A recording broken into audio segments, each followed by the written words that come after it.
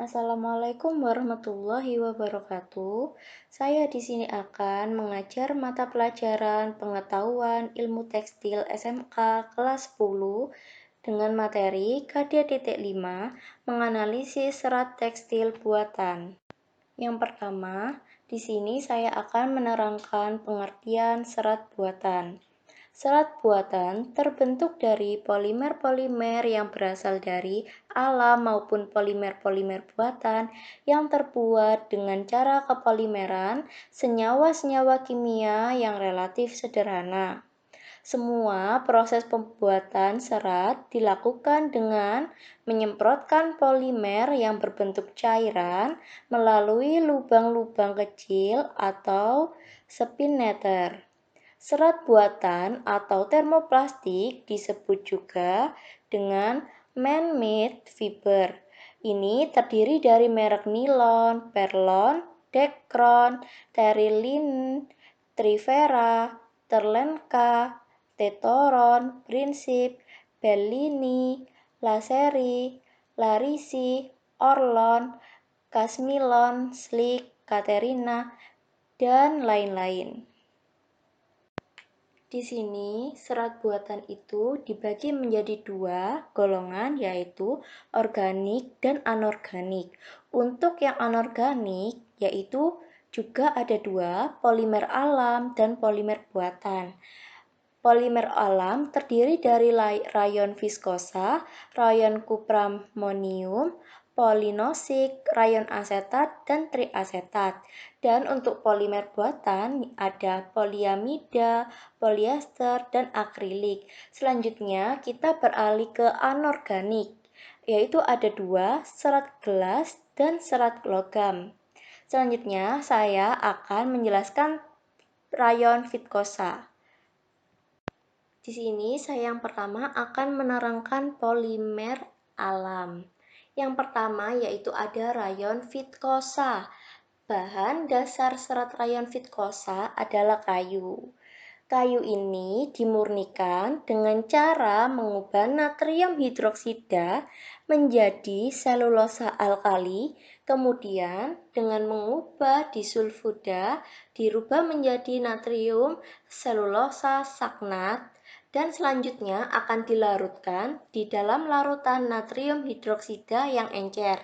Larutan ini kemudian diperam dan akhirnya dengan cara pemintalan basah dengan menggunakan larutan asam.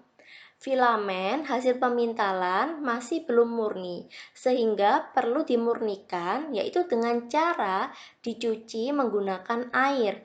Kemudian menggunakan larutan natrium sulfide untuk menghilangkan belerang atau menghilangkan senyawa-senyawa lain yang mengandung belerang juga.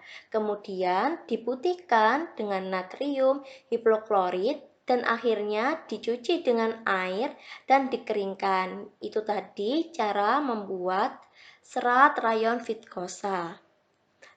Penggunaan serat rayon viskosa biasanya digunakan tekstil pakaian dan tekstil rumah tangga, seperti kain tirai, kain penutup kursi, taplak meja, spray, kain renda, kain-kain halus untuk pakaian, dan untuk pakaian dalam.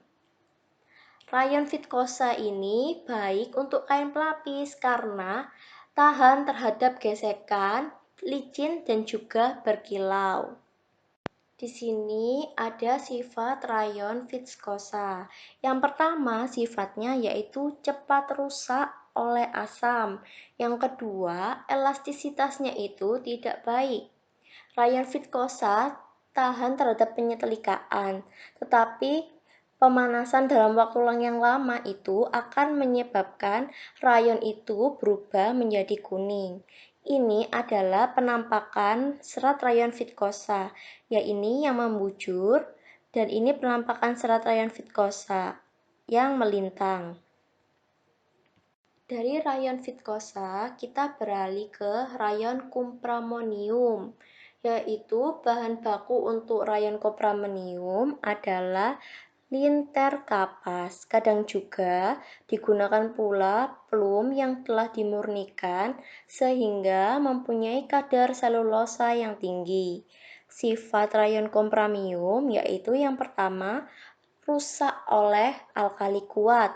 Mulur keringnya itu 14%, mulur basahnya 25%. Dan rayon kompramonium ini tidak tahan zat-zat oksidator. Ini adalah penampakan membujur serat rayon kompramonium dan di sini ada penampakan melintang serat rayon kompramonium. Selanjutnya, ini ada serat polinosik. Rayon polinosik merupakan hasil perbaikan sifat-sifat rayon yang sebelumnya. Polinosik dibuat dari selulosa yang diambil dari plum kayu menjadi serat selulosa yang dibuat dalam bentuk stapel. Polinosik ini dibuat saat ini kebanyakan dipakai untuk tujuannya yaitu industri. Nah, sifat-sifat polinosik ini yaitu serat polinosik mempunyai kekuatan lebih tinggi, mulurnya lebih rendah, perbandingan kekuatan basah dengan kering jauh lebih tinggi, penggelembungan dalam air juga lebih kecil. Penggunaan polinosik ini digunakan untuk bahan pakaian dan juga untuk kain tirai vines atau moinel. Selanjutnya ada rayon asetat. Proses pembuatan serat rayon asetat yaitu dengan cara linter kapas dimasak di dalam kier. Biasanya itu tekanannya 4-10 jam, yaitu dimasak menggunakan larutan natrium karbonat dan natrium hidroksida. Kemudian setelah dimasak, dibilas, dicuci, diputihkan dengan natrium hipoklorit dan dicuci kembali dan dikeringkan. Pengerjaan selanjutnya dengan cara menambahkan asam sulfat dan asam asetat kalsial. Terdapat linteran kapas tadi yang telah diproses untuk pembuatan serat rayon asetat. Kita beralih ke sifat-sifat rayon asetat, yaitu yang pertama, sifat rayon asetat ini sifatnya termoplastik, halus, lembut, dan tangguh. Daya serapnya itu tinggi dan cepat kering. Tampilannya, rayon asetat itu berkilau. Lemah, cepat kehilangan kekuatan ketika basah, dan harus dicuci dengan kering. Tekanan rayon asetat sendiri, itu ketahanannya terhadap abrasi itu sangat buruk. Dan penggunaan rayon asetat biasanya dipakai dalam pakaian blus, gaun, jaket, pakaian dalam wanita, pelapis, setelan dasi untuk leher, dan sebagainya digunakan dalam kain seperti satin, brokat, kain, dan juga kain taf. Tadi ada rayon asetat dan sekarang berganti ke rayon triasetat. Nah, triasetat ini terdiri dari selulosa asetat yang mempertahankan pengelompokan asetat ketika sedang diproduksi sebagai selulosa triasetat. Triasetat adalah yaitu serat termoplastik dan lebih tangguh daripada serat selulosa lainnya. Jadi, sifat rayon triasetat ini bersifat termoplastik. Seperti tadi saya telah sebutkan, yaitu lebih tangguh, bentuk kuat, dan tahan terhadap kerut, tahan juga terhadap penyusutan, mudah untuk dicuci, bahkan pada waktu yang suhu yang lebih tinggi. Ini dapat mempertahankan lipatan dan wiru dengan baik. Jadi rayon triasetat biasanya juga dibuat untuk pakaian yang berwiru-wiru. Itu tuh dapat mempertahankan lipatannya dengan baik. Lah, penggunaan rayon triasetat sendiri itu digunakan pakaian yang terdapat lipatan-lipatan. Misalnya itu seperti saya sebutkan tadi, lipatan misalnya kayak wiru dalam rok atau gaun. Itu biasanya juga kuat menggunakan rayon triasetat. Selanjutnya, kita beralih ke polimer buatan. Polimer buatan tadi ada 3, yaitu yang saya jelaskan yang pertama, ini adalah serat poliamida atau biasanya juga disebut dengan nilon. Poliamida atau nilon yaitu serat buatan yang pertama kali menggunakan bahan kimia. Nilon ditentukan oleh Dr. Wallace H. Carothers dari DuPont Company, USA pada tahun 1928.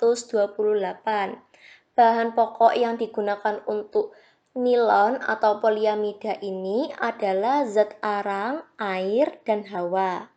Kita beralih ke sifat poliamida atau nilon. Yang pertama, sifatnya yaitu sangat tangguh. Yang kedua, penguluran dan elastisitas tinggi. Yang ketiga, sangat kuat dan tahan lama. Yang keempat, ketahanan terhadap abrasi itu sangat baik. Yang kelima, sifatnya itu termoplastik. Yang keenam, bisa menjadi sangat berkilau, semi berkilau, atau kusam. Yang ketujuh, tahan terhadap serangan jamur, lumut, dan kebusukan. Jadi serat poliamida ini jarang sekali atau jarang cepat untuk berjamur dan berlumut terhadap kainnya itu. Selanjutnya ini ada polyester.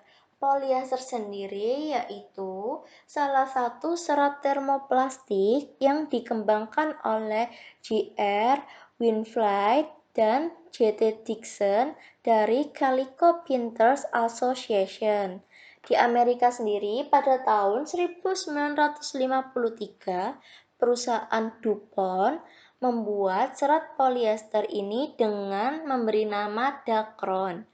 Lah, bahan dari polyester ini berupa asam tereftalat dan etilena glikol yang terbuat dari penguraian minyak tanah.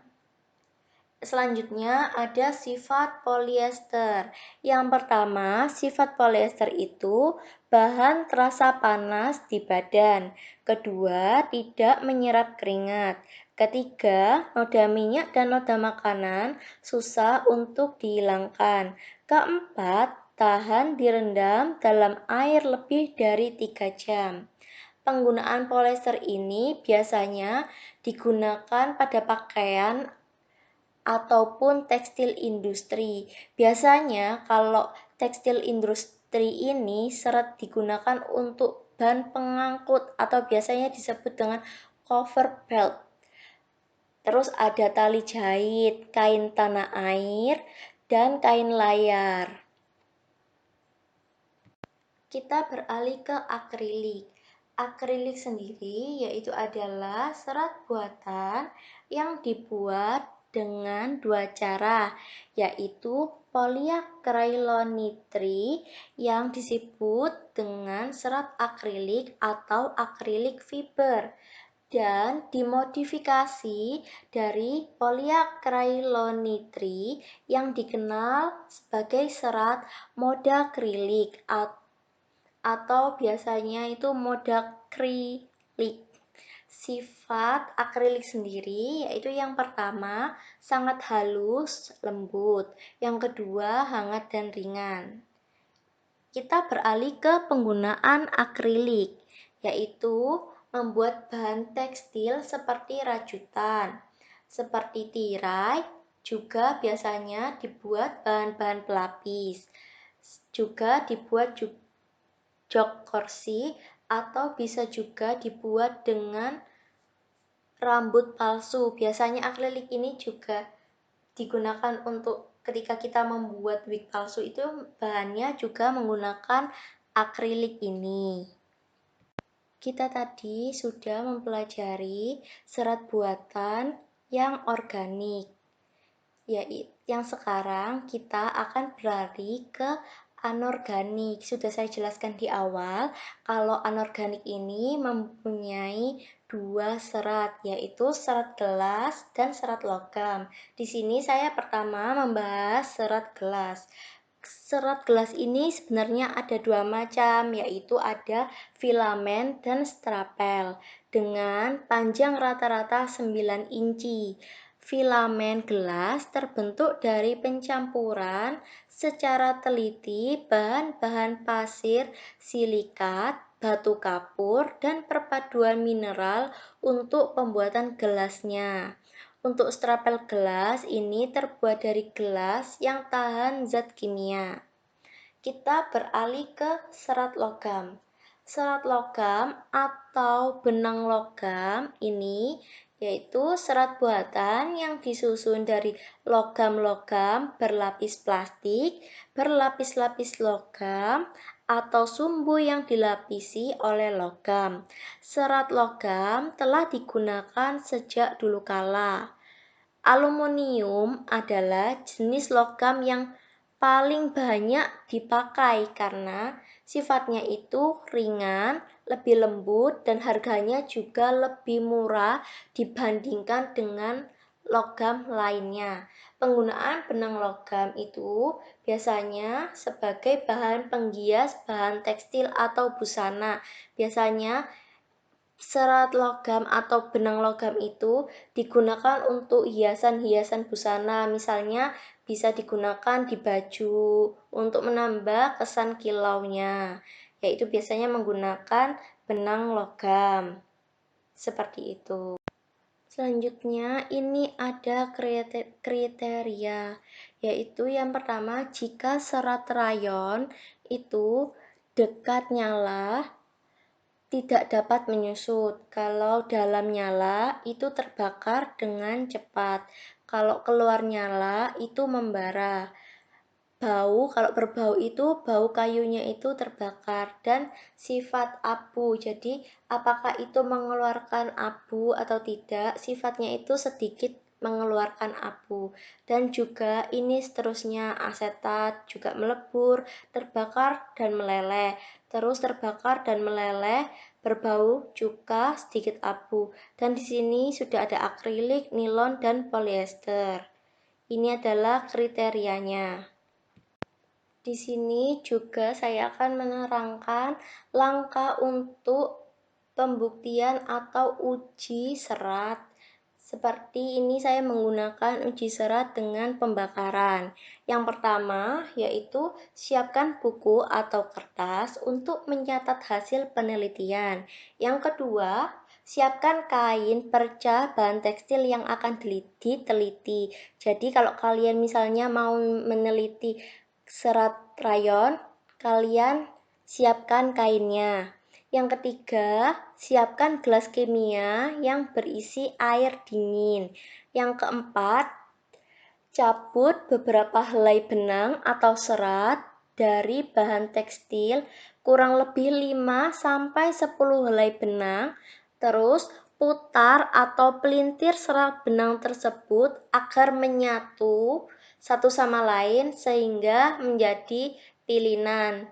Jadi dari kalian ambil seratnya 5 atau 10 helai benangnya tadi, kalian pelintir agar menyatu ya. Yang kelima, nyalakan api dan dekatkan gelas kimia ketika membakar sampel. Jika serat terus menyala selama uji pembakaran, setelahnya segera rendam serat dan jari-jari Anda dalam gelas yang berisi air dingin. Atau untuk alternatif lainnya, yaitu uji pembakaran ini dilakukan dengan dekat keran atau air dingin. Yang keenam, pegang sampel atau benang tekstil antara ibu jari dan jari telunjuk. Dekatkan sampel dengan api hingga terbakar. Lalu amatilah apakah serat atau benang meleleh atau terbakar. Jika serat terbakar, Tiup api dekat hidung Anda sehingga Anda dapat mencium aroma seperti rambut yang terbakar, kertas terbakar, atau seperti plastik terbakar, tergantung dari jenis bahan tekstil yang Anda teliti. Kemudian, ketika benang yang dipadamkan telah didinginkan, amati dan periksa dengan cermat sisa pembakaran benang tersebut apakah akan menjadi abu, berbentuk bundaran kecil, mudah dihancurkan, atau tetap mengeras saat ditekan dengan jari-jari. Nah, setelah Anda mengetahui serat tersebut itu serat apa, maka masukkanlah ke hasil uji pembakaran itu ke dalam tabel. Tabelnya nanti saya akan jelaskan. Di sini saya akan memberi tugas yang pertama, yaitu ada 5 soal isai secara individu. Dan yang pertama itu soalnya, jelaskan pengertian dari serat tekstil buatan. Yang kedua, sebutkan serat buatan organik dan anorganik. Yang ketiga, sebutkan sifat dari serat polyester. Yang keempat, jelaskan cara pembuatan rayon asetat. Yang kelima, sebutkan penggunaan bahan tekstil akrilik. Itu soal isai 5 ini individu. Setelahnya, saya memberikan tugas lagi, yaitu lakukan pemeriksaan dengan cara uji coba pembakaran kepada serat yang telah dipilih. Misalnya, Anda memilih serat rayon, serat akrilik. Anda uji pembakarannya, apakah sesuai dengan tabel yang sudah saya jelaskan tadi. Di sini saya sudah menyiapkan tabel untuk uji pembakarannya. Ya, ini yang pertama ada sampel kain yang kalian uji. Misalnya yang pertama ini nilon, kainnya nilon, kalian tempelkan. Terus kasih nama kainnya apa. Terus kalian tadi kan sudah melakukan uji pembakaran, lalu masukkan ke dalam tabel ini. Bagaimana sifatnya, kriterianya dalam kain tersebut.